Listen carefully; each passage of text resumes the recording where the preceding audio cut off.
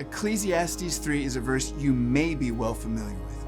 Here King Solomon writes, "For everything there is a season, and a time for every matter under heaven, a time to be born, a time to die, a time to plant and a time to pluck up what is planted, a time to kill and a time to heal, a time to break down, a time to build up, a time to weep and a time to laugh, a time to mourn and a time to dance, a time to cast away stones and a time to gather stones together, a time to embrace and a time to refrain from embracing, a time to seek and a time to lose, a time to keep and a time to cast away, a time to tear and a time to sow, a time to keep silence and a time to speak and a time to love and a time to hate, a time for war and a time for peace."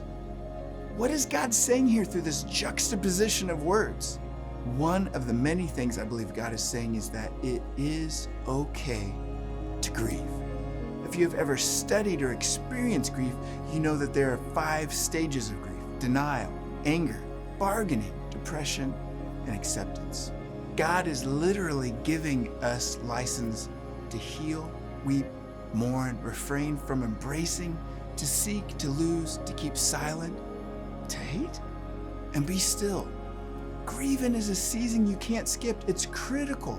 And like any other wound, if you don't let it heal properly, it will lead to infection or require surgery to repair it.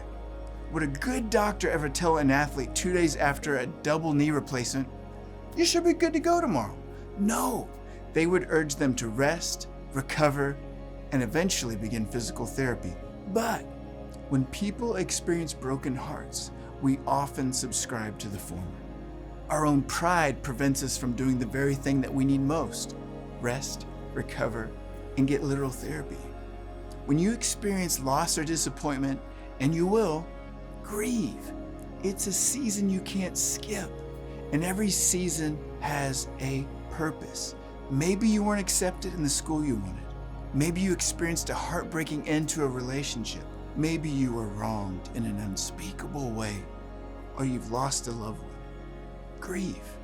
It's a season, but it's just that. A season. We can't get stuck there.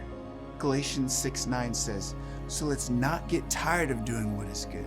At just the right time, we will reap a harvest of blessing if we don't give up." Don't give up. A new season is coming. I am the Lord who opened a way through the waters, making a dry path through the sea.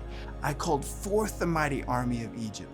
With all its chariots and horses, I drew them beneath the waves, and they drowned, their lives snuffed out like a smoldering candlewick.